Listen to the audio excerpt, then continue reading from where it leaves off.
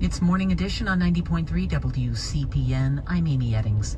The late producer Lloyd "The Matador" Daly was a giant in the world of reggae, but he wasn't well known beyond that sphere because of his refusal to share the details of his life. IdeaStream's Dan Paletta has the story on how a writer and fan from Cleveland got the recluse to open up.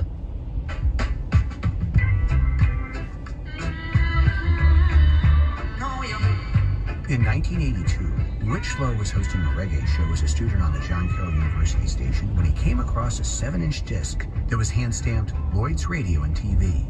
Intrigued by the unusual disc and the music that was on it, Lowe wanted to find out more about Lloyd and began researching his life. He was a sound system operator starting in 1955. He was also a electronics engineer, so he was designing amplifiers for sound systems.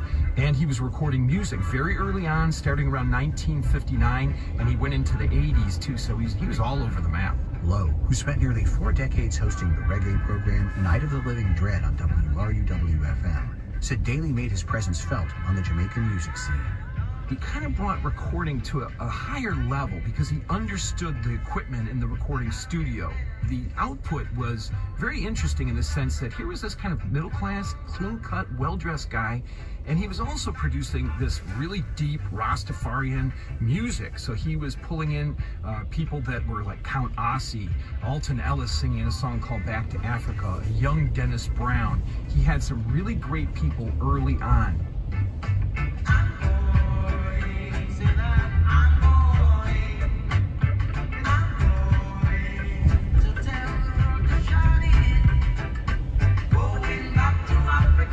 Though he achieved success, Daly became disillusioned with how he was treated. He felt people were pirating his music and that he wasn't being credited for his contributions. He also found himself up against entrenched interests who didn't want competition. Plus, there was also Daly's personality. He was also a feisty person, so he was the type of person that had great willpower, and that's where he got the name the Matador, because he was this young guy taking on these other powerful people like a bullfighter would take on a bull. All of this led Daly to retreat from the public eye, refusing interview after interview, until 2014, when Lowe decided to take a chance and sent the Matador a letter at his home in Kingston. A week later, he responded through the phone, and we started a 4-year conversation at that point. And I don't know why he opened up to me. In some sense, I think he was waiting for the right person to come along with what he called, he goes, it was the vibes. It was the vibes that caused me to open up to you more. And we talked for 4 years, almost on a daily basis at some points. And he told me just about everything. While Daly was open with Lowe, it wasn't always easy.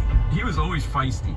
And so if I asked a question the wrong way, he might get really mad at me. That's who he was, and that's why he didn't open up to others. He would flatly refuse to communicate with other people, but I was able to kind of get in there. Part of what I did was I was polite, I was honorable, I never did anything to like offend his position in music. So I was very delicate in how I dealt with things, but also conversely very honest and open and blunt sometimes. So I would ask him the direct question. Although Daly passed away in 2018 before Lowe finished his book about him titled The Matador, Lowe sensed Daly appreciated finally sharing his story. He was pleased with the progress of this book.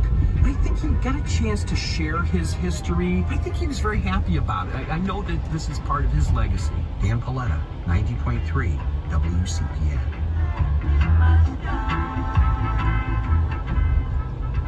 To find out more about Rich Lowe's book, The Matador, and to see pictures of Lloyd Daly at work, visit arts.ideastream.org.